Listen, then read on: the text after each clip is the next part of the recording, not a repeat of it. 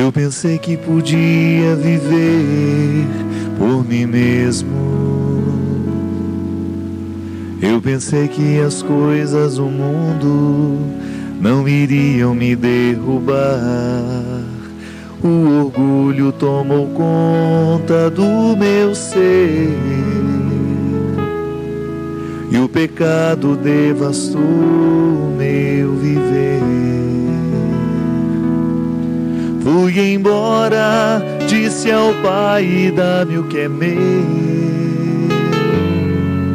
da minha parte que me cabe da herança.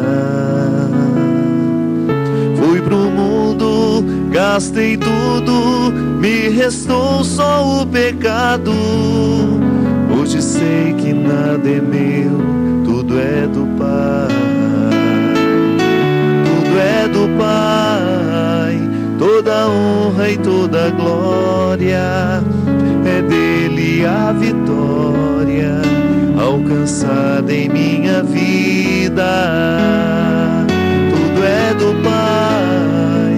Se sou fraco e pecador, bem mais forte é o meu Senhor, que me cura por amor. Eu pensei que podia viver por mim mesmo. Eu pensei que as coisas do mundo não iriam me derrubar. O orgulho tomou conta do meu ser e o pecado devastou o meu viver. Fui embora, disse ao Pai: dá-me o que é meu, da minha parte que me cabe da herança. Fui pro mundo, gastei tudo, me restou só o pecado. Hoje sei que nada é meu, tudo é do Pai. Toda honra e toda glória é dele a vitória alcançada em minha vida. Tudo é do Pai. Se sou fraco e pecador, bem mais forte é o meu Senhor, que me cura por amor.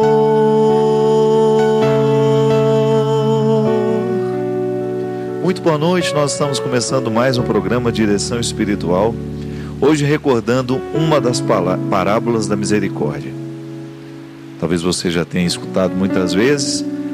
O Evangelho é o lugar privilegiado da revelação de Deus para nós, porque nele toda a verdade que Jesus nos apresenta sobre Deus está manifesta e escrita.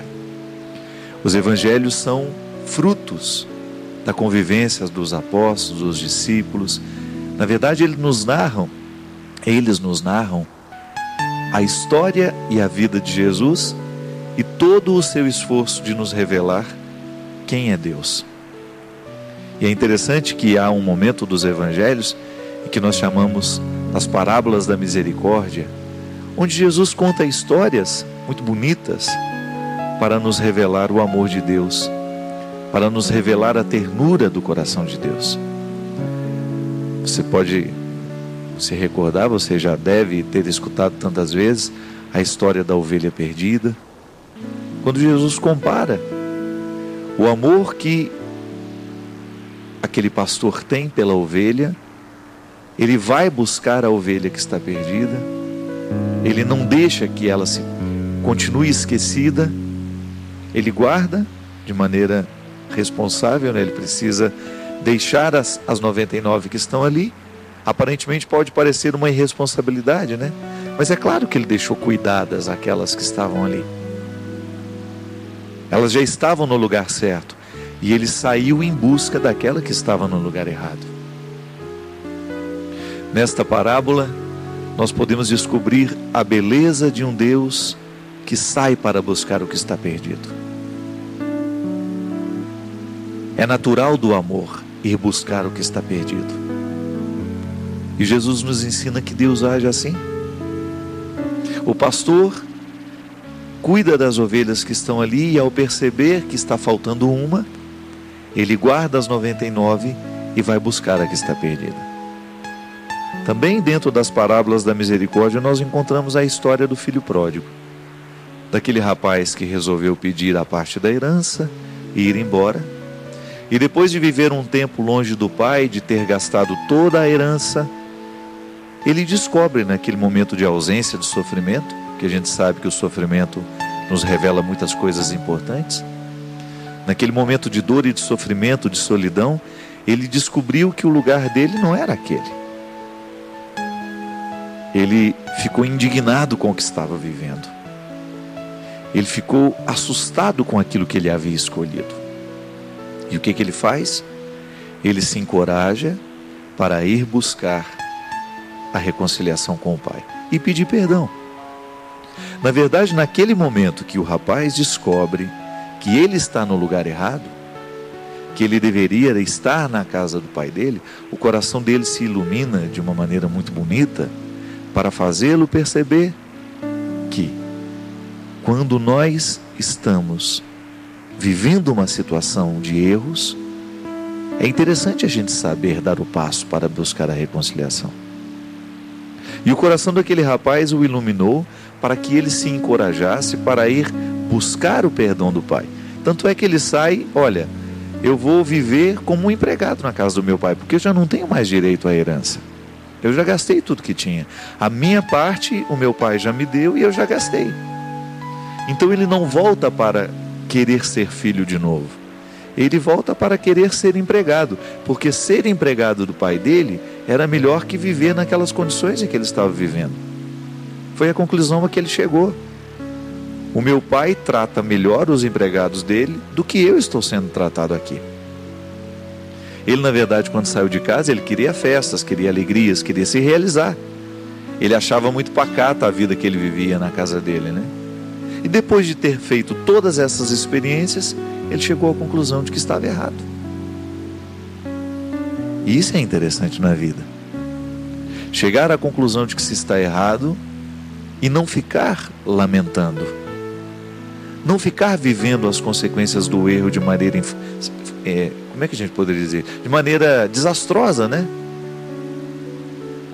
Viver a consequência do erro de maneira desastrosa é você não sair do erro. Mas de repente você percebe, errei, não fiz como poderia ter feito. Aí você vai buscar o acerto que você ainda tem direito. A misericórdia de Deus nos ensina isso, minha gente. Nunca é tarde para que a gente reconheça de que nós estamos no lugar errado. O pecado é o lugar errado. As escolhas infelizes que nós vamos fazendo, que vão destruindo a nossa vida, não é para isso que Deus nos projetou. Mas aí a gente precisa ter a coragem de acreditar que o Deus que nos espera está lá para nos tratar como filhos, não como empregados. E foi a grande transformação que aconteceu no coração do rapaz.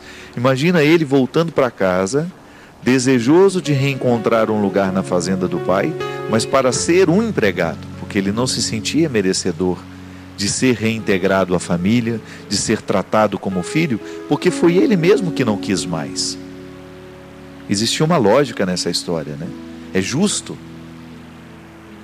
Mas quando ele vai preparando o discurso para pedir perdão, para pedir que o pai o tratasse então como um empregado dos seus lá, ele encontra o olhar misericordioso do pai, que não deixou ele falar nada. E já mandou preparar uma festa, já mandou preparar um banquete, porque naquela casa era dia de alegria. O filho que estava perdido retornou. Aquilo que estava desencontrado foi reencontrado. Aquilo que estava desestruturado foi reestruturado.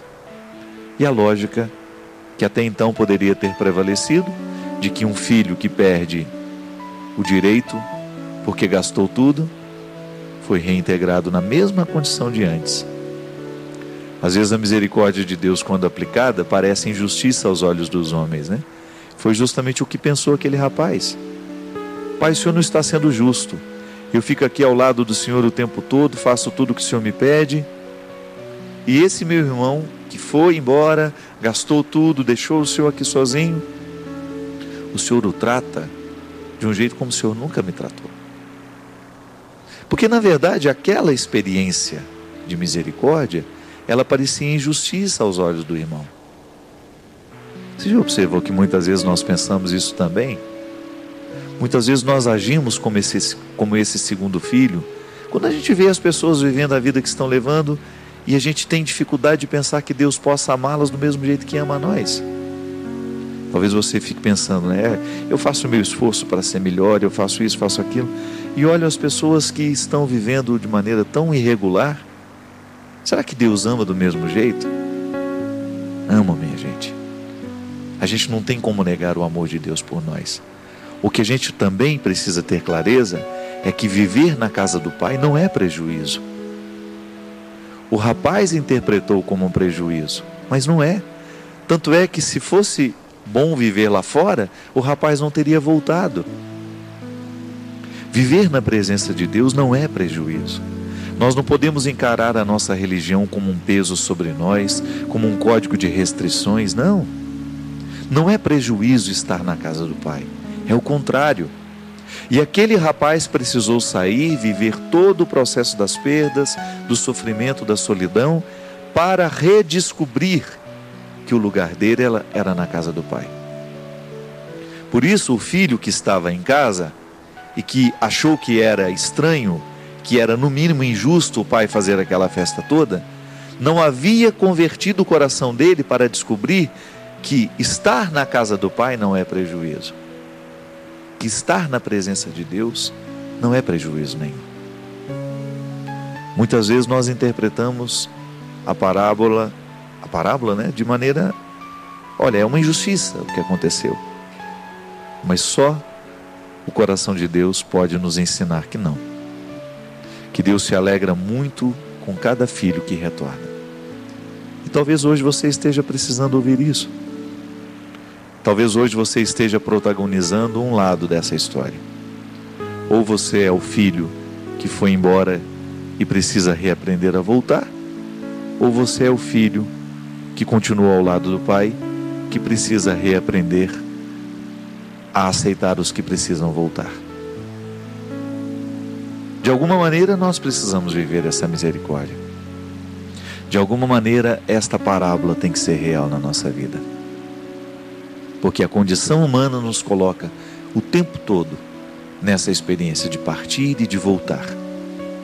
E nós precisamos aprender a dar esses passos, tanto para voltar à direção que nós precisamos voltar, ou então para receber bem aqueles que precisam retornar. Essa é a ação da igreja: abrir as portas para receber os que precisam voltar e, ao mesmo tempo, colocar no coração daqueles que estão ali dentro, que não partiram, que não foram embora, colocar no coração deles a certeza que não é prejuízo estar ali. Esse é o programa Direção Espiritual. Você pode entrar em contato conosco, ligue 0 operadora 12 31 86 2600 ou mande o seu SMS para os números que aparecem aí na sua tela. Você escreve CN e envia sua mensagem para o número 49400, é isso? 49400, e escreve o texto com seu pedido de oração, seu pedido de aconselhamento, porque a sua vida é importante para nós. É a partir dela que nós fazemos o nosso programa. A matéria-prima da nossa evangelização, gosto de dizer sempre, é a sua vida, é a sua história. Então, seu Christian, tudo bem com você? Muito obrigado. Um pouco sonolento hoje, né? Mas tá bom. Nós vamos continuar atendendo os nossos e-mails, as cartas que chegam até nós. Vou atender aqui a Regina, não disse de onde é. Ela só escreveu dizendo: Padre Fábio, gostaria de saber se existe algum problema em cantar músicas protestantes na Santa Missa. Na paróquia que eu participo das celebrações, sempre após a comunhão, é cantada aquela música Como Zaqueu. Inclusive, essa música dá um campo imenso para reflexões. Participo de uma comunidade onde esse assunto foi abordado e eu coloquei que não via nada demais. Teve gente que colocou que ela tem uma frase que não é correta. Eis a frase: Sandra, insisto que naquela música há um erro litúrgico. Bem, a frase ainda não é essa, né? Ela está continuando aqui. Primeiramente, como já tinha dito por mim e muitos por aqui, é música protestante e não deve ser cantada na Santa Missa. O ecumenismo só haverá quando todas as religiões se voltarem para a Igreja Católica. A frase então errada que ela disse: quero amar somente a ti. Nessa música há o erro litúrgico, além de ser cantada por um protestante. Amar a Deus sobre todas as coisas, sim, mas somente a Deus, não. Bem, estranho, né? Bem, vamos fazer o seguinte, vamos deixar a questão teológica da música, não compete a nós aqui, mesmo porque eu não conheço a música, já ouvi uma vez só.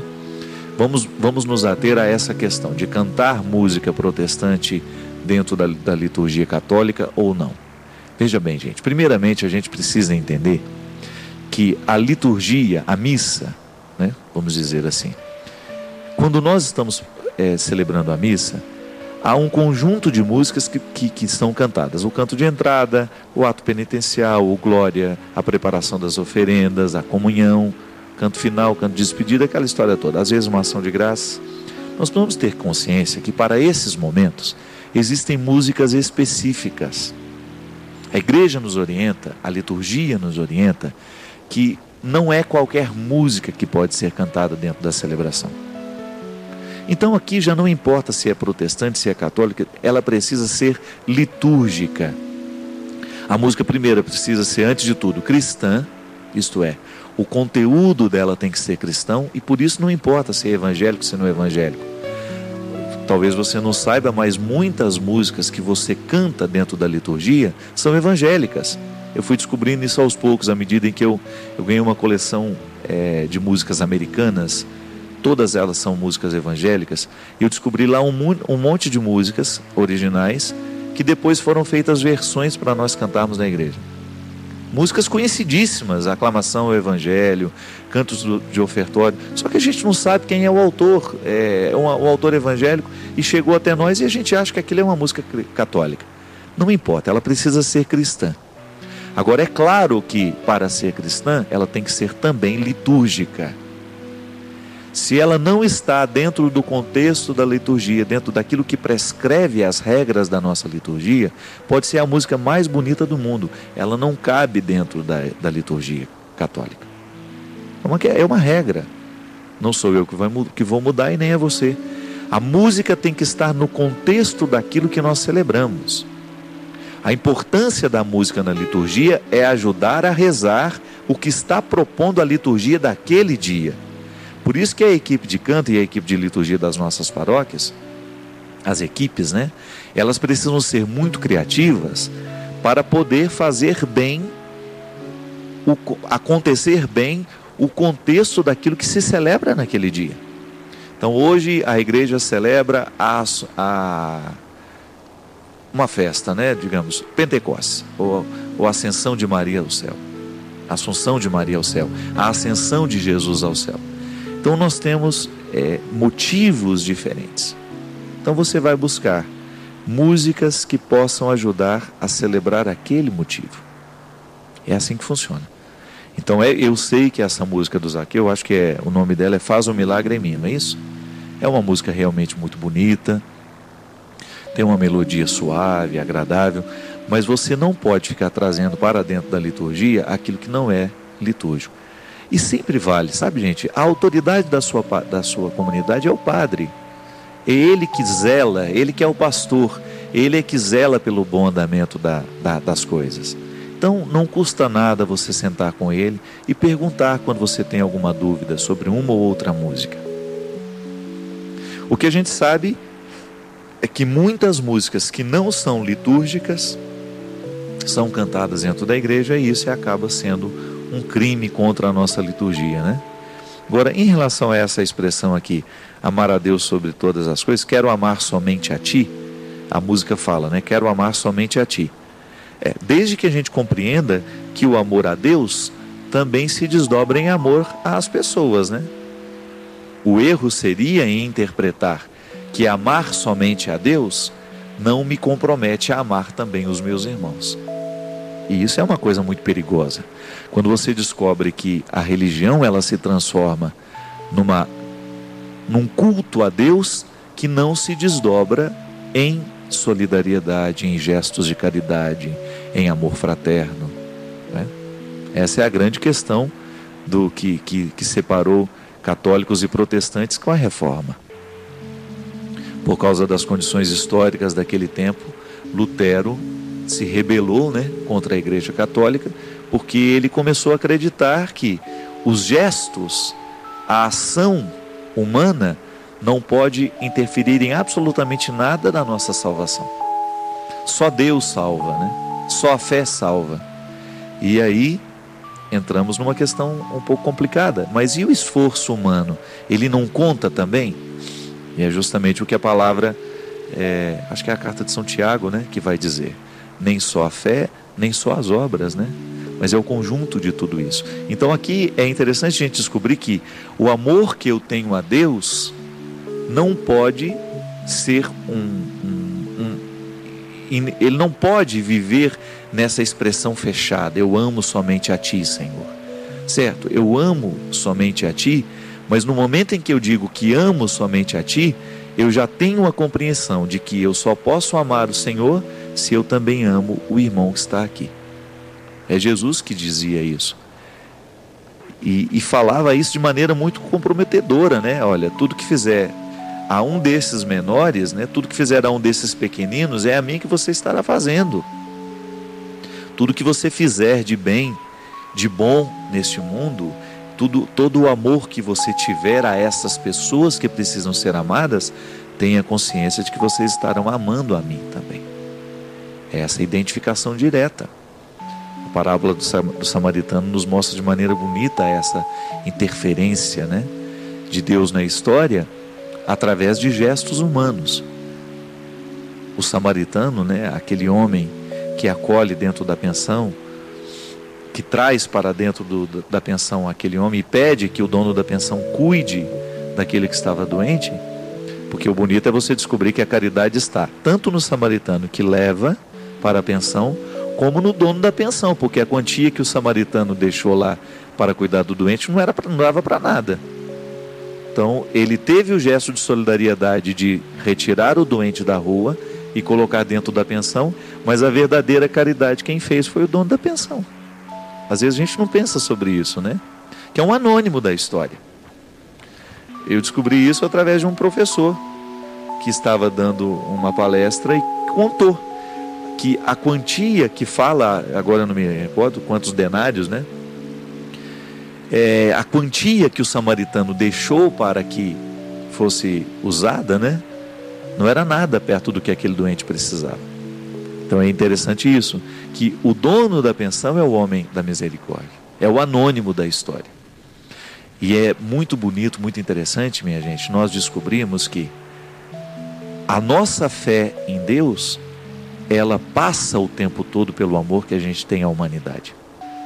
Paixão por Deus, paixão pela humanidade. Amor a Deus, amor à humanidade. Nós não temos como fugir desse desdobramento social do Evangelho. Nós não temos como viver uma religião só espiritualizada. Não faz bem. A minha espiritualidade precisa ser fecunda. Nós precisamos ser homens e mulheres de mística. Isso é inevitável.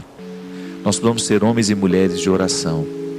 Nós precisamos ser homens e mulheres sacramentados nesta dimensão o tempo todo. Nós não podemos nos desprender dos motivos místicos da nossa ação. Mas nós também não podemos nos esquecer que esta ação é importante. A ação sem a oração vira sociologia, né? Mas a oração sem a ação vira alienação. E a igreja nos ensina que nenhum dos dois caminhos solitários é saudável. É preciso a gente viver esta bonita junção. Durante muito tempo na igreja nós tivemos erros, né? A teologia da libertação, em muitos, não digo ela toda, mas em muitos segmentos errou terrivelmente. Em muitos lugares ela errou terrivelmente, porque resumiu a ação evangélica a uma ação social, esqueceu da dimensão mística. Por outro lado, a renovação carismática, em muitos lugares, em muitos segmentos, também esqueceu a dimensão social, só se transformou em espiritualidade. Mas e a ação social? E o amor ao próximo? A gente reza, mas sai ali e maltrata a pessoa que está de fora. Como é que a gente pode compreender que Deus aconteceu na nossa vida, se eu ainda não sou capaz de tratar bem o menor dos meus irmãos? Não é verdade?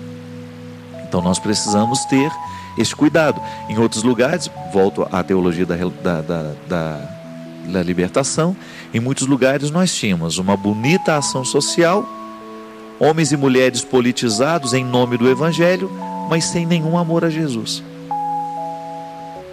Então não é isso que a igreja quer. A igreja precisa desse equilíbrio. E eu acho interessante, sabe, quando a gente vai percebendo que o próprio tempo se encarrega em ajustar essas coisas, né? Eu fico vendo em tantos lugares a renovação carismática descobriu esse desequilíbrio e criou instituições, criou obras assistenciais maravilhosas. Fez um trabalho lindo. Olha o trabalho social que a Canção Nova realiza aqui em Cachoeira Paulista. Olha o Hospital o Padre Pio. Quantas pessoas são atendidas gratuitamente ali? Quantas pessoas pobres, necessitadas, encontraram ali um lugar de tratamento? Então é interessante. É interessante a gente buscar compreender que este amor a Deus é também amor à humanidade. E que eu não posso me desequilibrar. O céu é para aquele que se equilibra. Isso é interessante. Isso é uma questão de maturidade, né? À medida em que nós vamos vivendo, nós vamos descobrindo os nossos desequilíbrios. Eu olho para o passado, por exemplo, e eu vejo quantas vezes a minha religião foi apenas espiritualidade. Durante quanto tempo eu fui insensível às questões sociais? Muitas vezes. Hoje eu sinto, graças a Deus, eu sinto meu coração muito mais movido para buscar esse equilíbrio. É preciso ser um homem de oração, mas é preciso também ser um homem de ação. Aí nós vamos fazendo as parcerias que a gente pode, né? A gente sabe que lá tem uma obra social maravilhosa, que está fazendo um trabalho social, mas que também está buscando mística. Aí nós vamos lá e estabelecemos parceria. Esse é o trabalho voluntário que todos nós precisaríamos ter, gente. É impressionante o quanto que um trabalho voluntário ocupa a cabeça da gente, a ponto de nos fazer esquecer dos próprios problemas que a gente tem. E quando a gente esquece o problema que a gente tem, parece que ele se resolve, né? É Deus agindo na nossa vida. A gente vai voltar a falar sobre isso depois. Vamos para um rápido intervalo e daqui a pouquinho a gente volta com o programa Direção Espiritual.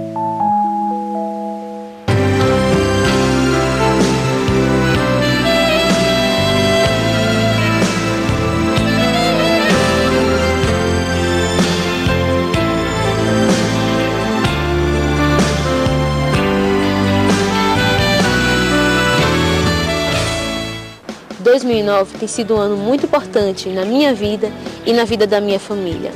A principal graça que tivemos esse ano é que foi provada a inocência de um familiar que estava há 2 anos na prisão. E é por isso que eu quero levantar a bandeira para proclamar a vitória do Senhor na minha vida e na vida da minha família. Hosana Brasil 2009, dias 4, 5 e 6 de dezembro. Hosana Brasil.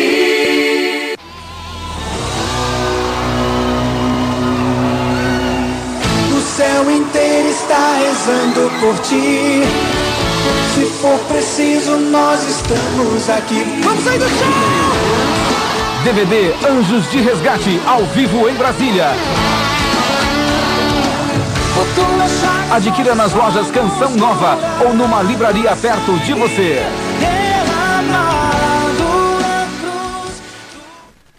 O nosso coração se alegra porque cada vez mais pessoas se unem à família Canção Nova na missão de evangelizar. Continuamos com a nossa meta, 50 mil novos sócios pelo débito automático, para que a TV Canção Nova possa mudar para o sistema digital. Se você ainda não é sócio pelo débito automático, ligue 12 31 86 2600. É você e a Canção Nova rumo à TV digital. Clube da Evangelização. Juntos promovendo o bem.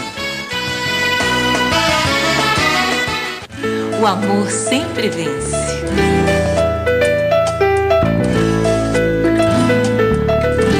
Quando a palavra é semeada. A todas as gerações. É um tempo novo, uma manhã viva. Comprometida com o desenvolvimento humano e social. Gerando informação e formação. Que conduz ao caminho do bem. Interatividade e dinamismo a serviço da evangelização. TV Canção Nova. 20 anos, um programa de vida. O Chip da CN Chama é um projeto da Canção Nova para trazer mais perto de você a palavra de Deus. Com ele você faz pedidos de oração, recebe mensagens do Monsenhor Jonas, tem acesso a músicas, vídeos, programas de TV, rádio e muito mais. Tudo através de um chip exclusivo. Onde você estiver, a palavra de Deus estará bem perto de você, na palma da sua mão. Garanta agora o seu chip. CN Chama, a palavra no seu celular.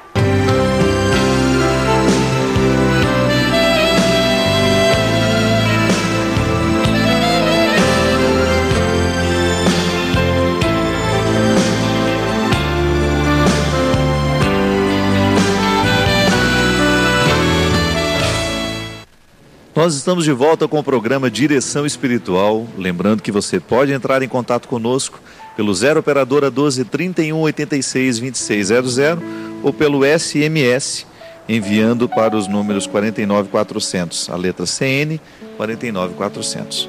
Lembrando que no dia 8 de setembro eu estarei com o lançamento do CD e DVD Eu e o Tempo na cidade de Cotia, São Paulo. E o local do show é no recinto de eventos a partir das 21 horas. Depois, no dia 9 de setembro, nós estaremos no Espaço Cassiano Ricardo, em São José dos Campos, com uma palestra corporativa.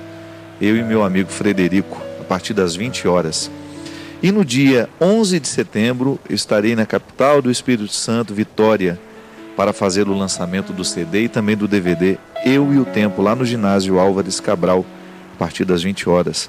Quero aproveitar e mandar um grande abraço para minha amiga Liseta, lá daquele restaurante maravilhoso português. Dona Liseta, uma pessoa maravilhosa, ela e os filhos comandam com muita competência o restaurante português lá. Lareira Portuguesa, eu acho o nome. Minha gente, eu queria falar também aqui, talvez você não saiba, mas a Canção Nova tem um trabalho muito interessante que se chama Porta a Porta, que é uma iniciativa de vendas dos produtos. Você sabe que a Canção Nova sobrevive das vendas dos produtos que são comercializados aqui, sempre só produtos de evangelização, não tem outro objetivo. E o Porta a Porta é uma iniciativa, tem essa revistinha aqui, já estou te mostrando, a de setembro, onde tem todos os produtos, é claro, nem todos, né? Mas boa parte dos produtos da Canção Nova estão aqui. Se você quer ser um agente porta a porta e ser também o vendedor dos produtos da Canção Nova, acesse o portaporta.cançãonova.com, portaporta.cançãonova.com, e lá você vai ter as informações. E se você receber um porta a porta aí na sua casa, atenda bem e tenha a oportunidade de ajudar. É interessante porque muita gente que está desempregada encontra no porta a porta um jeitinho de aumentar, de melhorar, né, a situação e até de dar uma tranquilizada nesse tempo de tanta dificuldade. Melhora mesmo a oportunidade de você trabalhar de alguma forma, não fica parado, né, mas busca um jeito de trabalhar e saber que você estará vendendo produtos que só tem o objetivo de fazer o bem às pessoas. Isso é muito importante. A gente estava falando aqui do trabalho voluntário, né? Eu particularmente acho, minha gente, que faz falta para nós, muitas vezes, ocupar a nossa cabeça com alguma coisa. São tantas as obras pelas nossas cidades, iniciativas particulares, que precisam de ações voluntárias. O trabalho voluntário é de uma beleza impressionante, porque faz um bem danado a quem recebe, mas faz também a quem realiza.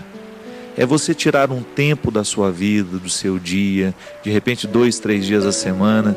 Eu tenho minha amiga Judite lá em Taubaté, ela faz um trabalho bonito lá no hospital regional. Faz a visita às pessoas que estão com câncer, faz um cafezinho para essas pessoas. Às vezes tem doentes lá que não tem visitas. É a única oportunidade que tem, de repente, de conversar um pouquinho com uma pessoa diferente que está fora ali do contexto do hospital. E esse trabalho voluntário é um desdobramento social bonito do nosso amor a Jesus. Então, porque amo a Deus, eu vou buscar aqueles que estão precisando dele, né? A Fiinha, lá em Formiga, que faz um trabalho lindo também lá no Hospital São Luís, também proporcionando um café aos doentes. O François também lá de Formiga, que está sempre com a Fiinha, ajudando nessas iniciativas. Enfim, são muitas coisas pelo Brasil afora, são muitas coisas pequenininhas que a gente pode fazer e que fazem bem demais ao coração das pessoas que recebem. E aí você também vai esquecer um pouco dos seus problemas, porque cabeça que está ocupada, o diabo não tem vez, né? E às vezes, muitas vezes, o que falta na nossa vida é ocupar o nosso coração e a nossa mente também. Padre Fábio, quem escreve é a Dani. Eu não sei se minha vocação é o matrimônio ou o celibato. O que devo fazer? Bem, é você que tem que fazer, minha filha. Não posso fazer nada, porque é uma opção que você vai viver. Então, como é que você vai descobrir? É igual comprar uma roupa que está na vitrine, né? Desculpa, é claro que é muito mais que isso, mas só para você entender. Às vezes você olha na vitrine e você gosta, mas você só sabe que aquela roupa vai ficar bem em você se você entrar e experimentar. Vocação é a mesma coisa.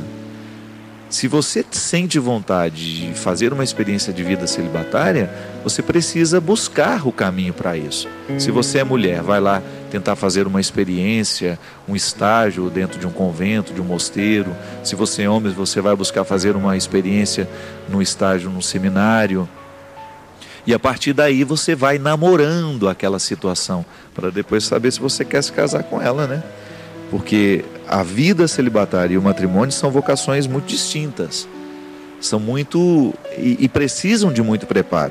São muito exigentes. Às vezes as pessoas têm uma ilusão de que só a experiência religiosa, a vida sacerdotal e religiosa é exigente. Não, engana-se, né? A vida matrimonial é tão exigente quanto a vida celibatária. Ah, mas vocês não podem casar. Mas você também só pode casar uma vez. Não é?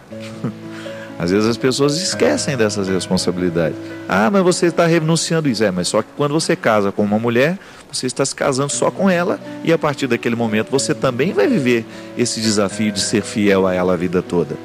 De ser fiel aos seus filhos, de ser fiel à sua família. Não é fácil, não. Então, para você saber se você está preparado para isso, você tem que fazer a experiência do namoro. Então a moça que está pensando na vocação matrimonial vai namorar um rapaz, o rapaz vai namorar uma menina, e a partir disso vocês vão descobrir se o casamento é o caminho que vocês querem. Agora, se você quer ser padre, você vai ter que namorar o seminário por um tempo, né? Viver aquele convívio, de vez em quando ir lá, ter um diretor espiritual que possa lhe ajudar. Então não é tão simples assim, mas também não é tão complicado, né? Padre Fábio, queria te pedir uma direção espiritual sobre o distúrbio bipolar de humor. Queria perguntar ao senhor se essa doença que eu sofro tem cura ou só tem controle. Eu me trato há muitos anos, mas queria saber se tratamento pode realmente dar um resultado. Sofro muito com essa doença e queria pedir uma orientação. É verdade, minha gente, quantas pessoas hoje estão sofrendo com o distúrbio bipolar? É uma coisa impressionante como que esta doença está crescendo entre nós. fruto do estresse, né? Dessa vida moderna que nós levamos, essa vida irregular. Então, a medicina já avançou muito, a gente sabe, eu não sou médico, mas a gente tem informações de que hoje existe realmente um tratamento. Eu não sei se isso existe cura, é uma boa pergunta que você me faz, porque existem doenças que realmente não têm cura. Você tem controle da doença. Você vai ficar eternamente precisando tratar daquilo. Mas não é nenhum problema, né? É como quem tem diabético, né? Eu tinha uma visão tão distorcida da diabetes, né? A Mônica, a que trabalha lá no escritório, que é a pessoa principal responsável pela minha logística, pelos meus deslocamentos, né? A Mônica tem diabetes. E eu vejo o quanto que ela convive bem com isso. Aí eu fico brincando com ela, né? Pelo fato dela muitas vezes comer isso, comer aquilo. Ela fala, não, padre, eu tenho total controle, eu sei direitinho medir. Ela já tem todas aquelas tecnologias que mede a glicose, que mede isso, que mede aquilo. Eu acho interessante a maneira como ela lida com esse limite. Para ela internalizou aquilo, eu vou viver eternamente assim, e ela não criou mais problema com isso. Se a gente descobre que tem uma doença que vai precisar tratar para o resto da vida, isso não pode se transformar numa causa de sofrimento para nós mesmo. Claro, sofrimento nós vamos ter. Eu não gostaria de ter que passar o resto da minha vida tomando aquele bendito medicamento. Mas se num determinado momento da minha vida isso me acontecer, vamos buscar a reconciliação com essa situação. Não vamos ficar sofrendo porque eu agora descobri que tenho transtorno bipolar e vou ter que tomar esse medicamento para o resto da minha vida. Não tenha problema com isso. Eu acho que é interessante que algumas doenças até trazem para a pessoa uma disciplina que antes ela não tinha. Não é verdade? Quantas vezes você vê que aquela pessoa encontrou a disciplina porque descobriu que tinha tal da doença. Então, a partir do momento que se cuida, que se trata, que está sendo disciplinada, ela acaba fazendo um bem danado a ela. É igual o Padre Léo dizia, de maneira muito interessante, né? Ele falava assim, que todo mundo deveria viver como se tivesse AIDS.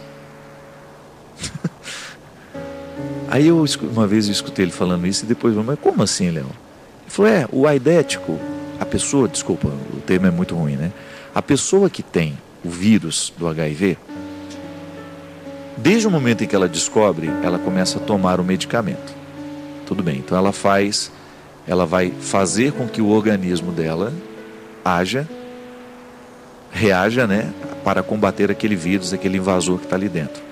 Só que todo portador do vírus HIV tem que mudar de vida assim que descobre. Porque ele vai ter que começar a ter 8 horas de sono, ele precisa começar a fazer uma atividade física, ele precisa controlar bem a dieta alimentar. Não significa não comer, mas significa comer bem. Por quê? Porque ele sabe que ele tem um sistema imunológico fraco. Porque o grande problema do vírus do HIV é esse, né? Ele ataca diretamente o sistema imunológico.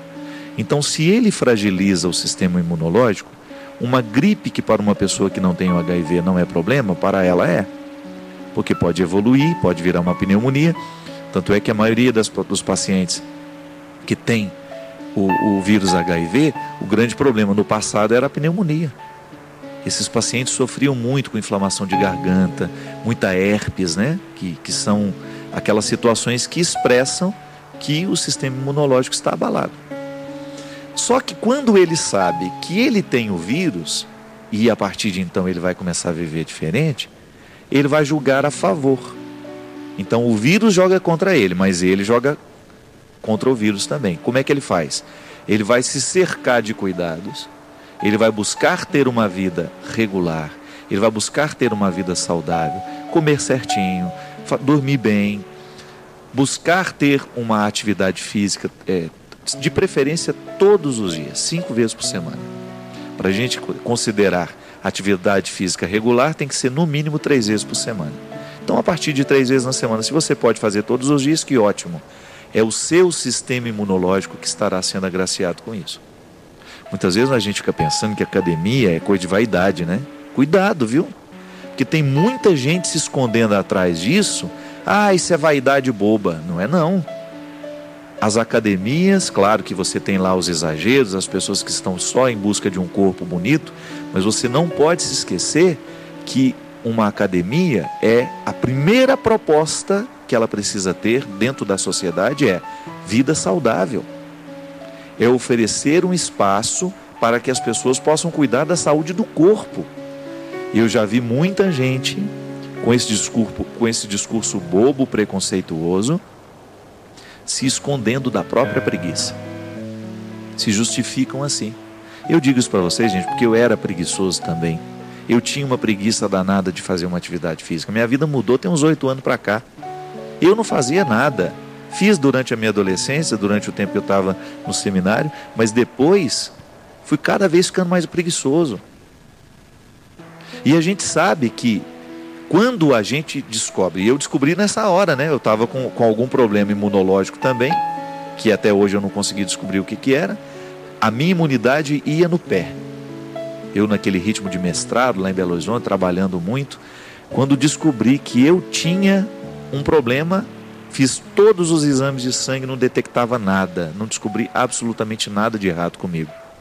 Mas o que eu sabia é que eu estava vivendo um processo de estresse e que se eu não mudasse a minha vida, eu iria morrer muito cedo. O médico me disse, olha, padre, o senhor vai viver muito pouco, porque com 31 anos, o senhor está vivendo, com 30 anos na época, o senhor está vivendo um processo como se eu tivesse 50 anos já. O que eu tive que fazer naquela época? Buscar mudar a minha vida. A ação de Deus na nossa história é assim, minha gente. Quando Ele acende a luz amarela, corra, faça alguma coisa antes que acenda a vermelha. Muitas vezes na vida nós ficamos esperando acender a vermelha, aí já não dá mais tempo de fazer nada. Eu me lembro na época, né, que o Robson morreu, que ele descobriu que tinha o câncer. Eu estava muito apavorado, né, na primeira cirurgia dele, e eu perguntei a um médico amigo meu, eu falei assim, doutor, ele teve isso e aquilo, o que a gente faz agora com a alimentação dele, para ele se recuperar logo, para ele ter força para enfrentar essa doença? O médico olhou para mim e disse, olha, padre, eu sei que o senhor está muito bem intencionado, é seu amigo, só que a alimentação também não é milagre. Se o seu amigo não comeu bem a vida inteira, se ele não teve uma disciplina a vida inteira, não é agora, ele começando agora porque teve câncer, que vai modificar alguma coisa. É claro, tem que fazer o que pode. Porque se ele vencer esse câncer, isso começa a acumular agora. Ele disse para mim, a alimentação na nossa vida é cumulativa. Você vai se alimentando bem, você vai cuidando bem do seu organismo, e quando chega a doença, você reage melhor. Eu achei interessante porque quando eu tive o meu problema de fígado, né? O que o doutor Antônio falou para mim, que foi o médico que cuidou de mim lá em Petrópolis? Padre, a sua sorte é que a doença chegou no senhor no momento em que o senhor já tinha mudado de vida. O senhor já tinha aí uns 3, 4 anos de vida disciplinada, de atividade física, de alimentação regulamentada, de um bom cuidado com a saúde. Então, o senhor está respondendo bem, muito embora eu quase morri. Eu quase morri mesmo, porque foi muito sério o que aconteceu comigo. O senhor teve um processo de cuidado que ajudou o senhor agora nesse momento. Então, quando a luz ficou amarela, o senhor estava preparado para vencer. Então, muitas vezes, minha gente, quando você descobre uma enfermidade, por exemplo, hoje o bipolar é um problema sério. O que você vai fazer? Além do medicamento que o médico dá, arruma, a partir da doença que você tem, do momento que você está vivendo, descubra um motivo espiritual para você mudar. O que muitas vezes falta na nossa vida é a gente prestar atenção que a luz está amarela, que alguma situação de perigo pode acontecer. Muitas vezes nós tratamos a doença só com o comprimido, e isso expressa também uma preguiça em nós. O comprimido não vai agir sozinho, claro. Se você tem uma bactéria, se você toma aquele antibiótico, o antibiótico vai cuidar do seu organismo. Mas você, como pessoa, você começa a ter também um compromisso com a sua doença. Então tá bom, eu preciso fazer um repouso para esse remédio agir melhor em mim. Aí muitas vezes a pessoa desconsidera isso, não faz esforço nenhum, quer que o remédio haja sozinho. Nós não podemos ser tão irresponsáveis assim. Então, se ocorre alguma situação, todo mundo hoje enfrenta problemas de doenças, né? Nós estamos ainda com os requisitos da gripe suína. O que isso nos ensinou? Que toda gripe é perigosa. Toda gripe pode evoluir para um problema mais sério. Só que nós nos acostumamos a ficar gripados, né? Então a gente não fez muito mais coisas. A gente vai e continua a nossa vida, a gente espirra na frente do outro, a gente espirra dentro dos ambientes fechados. Independente se a gente pode pensar que ali pode ter uma pessoa com problema de imunidade, que aquela gripe que não me faz tanto mal pode matar o outro. Isso é muito sério. Foi a grande lição que a gripe suína trouxe para nós. Nós não temos o direito de negligenciar a nossa saúde. Nós precisamos ter cuidado, nós precisamos lavar as mãos, nós precisamos ter cuidado com o outro. Eu não tenho o direito de espirrar em cima do outro. Não é? Tudo isso. Uma situação gerou uma mudança de comportamento. Gente, a nossa vida espiritual é o tempo todo assim. Ela tem que mudar o nosso comportamento. A nossa experiência de Deus precisa ser prática, né? Nós precisamos encontrar nestas coisas da vida os motivos que nos fazem ser novos. Quantas vezes na nossa alma as coisas acontecem assim também? Quantas vezes dentro do seu coração as coisas não estão boas, você está se sentindo amargurado, você está se sentindo decepcionado com tantas coisas, mas para isso não tem comprimido. Para isso não tem comprimido. E é muito triste quando nós começamos a tratar o processo de depressão, o processo de angústia, de ansiedade com cápsulas. Eu tenho sempre vivo dentro de mim um trabalho maravilhoso que é feito no Recife, já falei disso, de uma profissional chamada Margarida Félix, uma psicoterapeuta maravilhosa, uma mulher de um profundo conhecimento, cristã, uma mulher que tem uma experiência de Deus belíssima, irmã do meu grande amigo Padre André Vital. Ele é professor de Bíblia, um dos homens mais fantásticos que eu conheci na minha vida, e a Margarida, que é irmã dele. Eu me recordo que quando conheci a Margarida, comecei a conversar com ela, né, e fui descobrindo que aquela mulher fazia um trabalho maravilhoso de recuperação de depressão, sem usar um medicamento químico. Sabe como? Mudança de hábitos. Não sei se ela ainda atende lá na Jaqueira, né? Era a clínica lá no Recife. Mas a Margarida, e ela me ensinou muito isso. Quantas coisas hoje na minha vida eu faço porque um dia eu escutei a Margarida me contando que dá certo. Como é que ela recuperava os pacientes lá? Às vezes com casos psiquiátricos, gente. Com situações de casos agravados mesmo. Sabe como que era a técnica lá? Primeira coisa, retirava o açúcar da alimentação. Primeira coisa. Só era usado lá dentro, e os pacientes depois levavam esse hábito para casa, a açúcar de frutose, que é açúcar extraída da própria fruta, que não faz mal nenhum para a saúde. Essa açúcar que nós usamos, este açúcar, é feminino ou masculino? Não sei. Esse troço que a gente põe para adoçar nossas comidas, né? Isso é extremamente nocivo para a nossa saúde. É o processo do refinamento, né? Quanto mais refina o alimento, mais nocivo ele fica para a saúde. Aí estava a dimensão espiritual do tratamento da Margarida, que ela insistia em dizer. Aqui na clínica, primeira coisa, nós mudamos o hábito do paciente. Mudamos a alimentação do paciente. Ensinamos a comer diferente, ensinamos a comer melhor. E a partir daí, nós começamos a mudar também, trazendo uma terapia ocupacional. Aquela mente que antes só se ocupava de coisas ruins, começa a ser ocupada com coisas boas. Aí você tem uma mudança. Mudou o pensamento, mudou a alimentação, você tem a possibilidade de mudar um ser humano por completo. Espiritualidade é isso. Quando a gente descobre que há uma integração total, plena entre espírito e o corpo. É neste corpo que o Espírito está. É nele que eu preciso viver a dimensão bonita dessa integração. Não sou só corpo, não sou só espírito, né? Eu sou uno. A antropologia cristã nos ensina esta unidade de corpo e alma. Eu estou vivendo a minha experiência aqui. E lá na clínica, a Margarida trabalha a partir desta integração. Quer cuidar bem da alma dessa pessoa, das doenças da mente? Então vamos cuidar bem deste corpo, né? Vamos modificar, vamos colocar este corpo no novo movimento. E a nossa espiritualidade precisa fazer a mesma coisa conosco.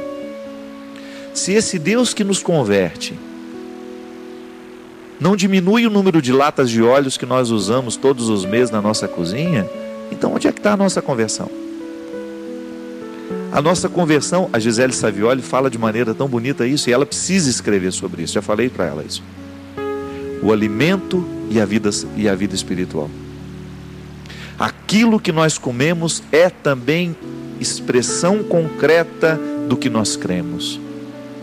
Se eu creio na sacralidade do meu corpo, se eu creio na sacralidade da minha vida, se eu creio na sacralidade de tudo aquilo que Deus me entregou, eu sou o administrador disso tudo. Como é que eu administro?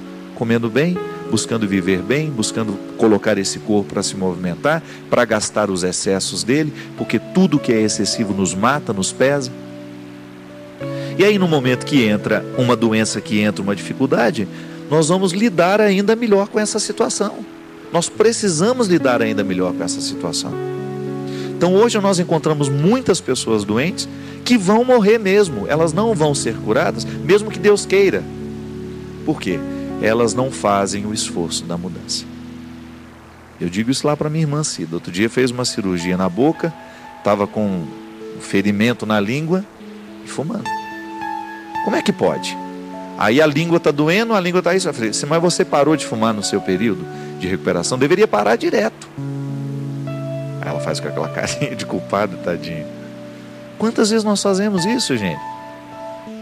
Ou então outro dia escutei uma história também de uma pessoa muito conhecida minha, que está deprimida, tomando medicamentos faixa preta, mas no final de semana ela tomou uma cervejinha. Aí nós a repreendemos. Sabe o que ela falou? Um médico me liberou no final de semana. Eu falei, pelo amor de Deus, que médico em são estado de consciência vai liberar para beber uma pessoa que toma remédio faixa preta a semana inteira, minha gente? Isso é falta de coragem de assumir. Eu não sei parar de beber, eu não estou dando conta de controlar o meu vício. Ao invés de assumir responsavelmente isso, fica julgando nas costas do médico que nós nem sabemos quem é, porque eu tenho vontade. Então tá bom, me dá o nome desse médico que eu vou falar mal dele na televisão. Então eu vou ligar para ele e falar uns desaforos para ele. Porque um médico que permite uma paciente tomar faixa preta a semana inteira e dizer que ela pode parar o remédio no fim de semana para tomar uma cachaça, ele é no mínimo irresponsável. Concorda comigo? Faixa preta não é brincadeira, gente. Esses remédios, quando misturam com o álcool, isso é uma coisa, isso é uma bomba. Mas aí o que na verdade aquela pessoa está tentando esconder? É a incapacidade de parar de beber. E aí essa é a pior doença, minha gente, a mentira. Não tem doença pior do que a mentira. Você que muitas vezes mente para você mesmo. Por que você não vai fazer uma atividade física? Eu não tenho tempo. Ou então, isso é vaidade. Cuidado. Você precisa administrar bem a sua vida, porque isso é um exercício de toda hora, de todo momento. Nós não podemos negligenciar isso. Essa competência nós precisamos ter. Então, se você descobriu que está aí precisando, é verdade, eu preciso me movimentar, eu preciso cuidar melhor de mim. É Deus batendo à sua porta. É Deus sorrindo para você, lhe convidando a viver melhor. É maravilhoso a gente descobrir que a nossa espiritualidade nos inspira realidades muito concretas e que fazem diferença quando nós assumimos. Sabe por quê? Depois que você descobre que você pode ser disciplinado nas coisas do corpo, você vai ter muito mais facilidade de ser disciplinada nas coisas da alma.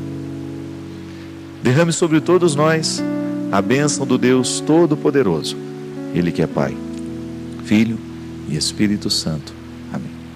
Obrigado pelo seu carinho e até a próxima semana, se Deus quiser.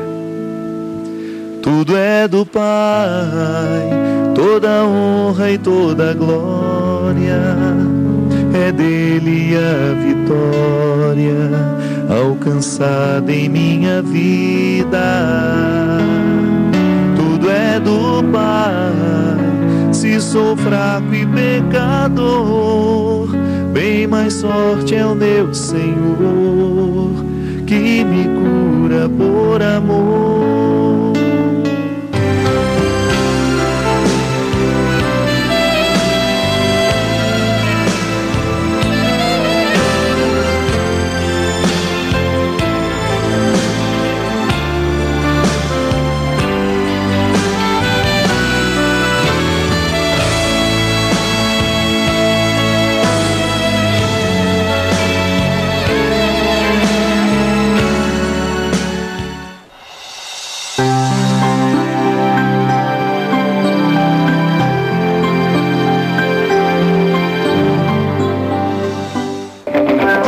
De 4 a 7 de setembro, acampamento com o Padre Fábio de Mello na Canção Nova.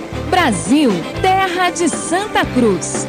Venha louvar ao Senhor de nossa nação. Teremos as presenças de Padre Fabrício, Padre Bruno, Padre Hamilton e Comunidade Canção Nova. Shows com Márcio Toneschini, Eugênio Jorge, Banda Dom e lançamento do CD da banda Vida Reluz.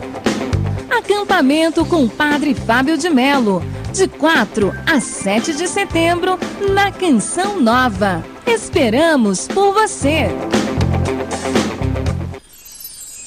A seguir, nossa missão é evangelizar.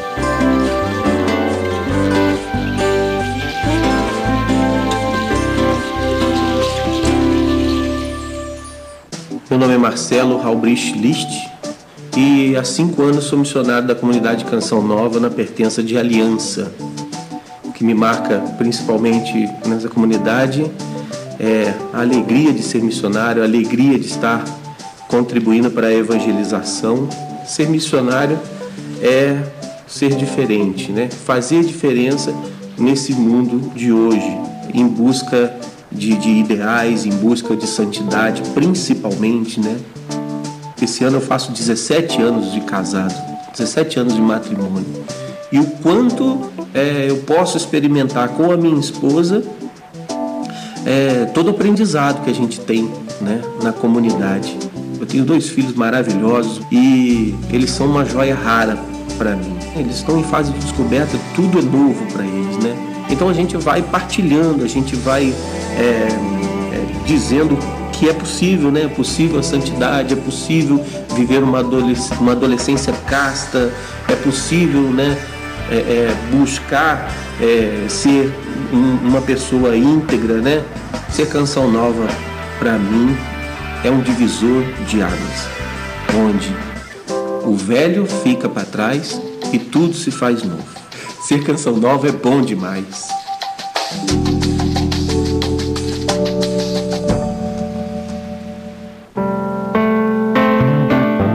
Meu filho, quanto a mim, não existe nada que me atraia nesta vida. Santa Mônica, rogai por nós.